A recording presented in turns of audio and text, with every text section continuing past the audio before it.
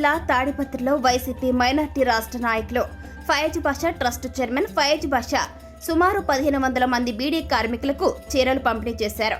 ప్రతి ఏడాది రంజాన్ పండుగను పురస్కరించుకుని ఫయాజ్ బాషా స్వయంగా పేద మహిళలకు బీడీ కార్మికులకు చీరలను పంపిణీ చేయడం ఆనవాయితీగా వస్తుంది. ఫయాజ్ బాషా తన ట్రస్ట్ ద్వారా అనేక సేవా కార్యక్రమాలు చేపడుతున్నట్లు పేర్కొన్నారు.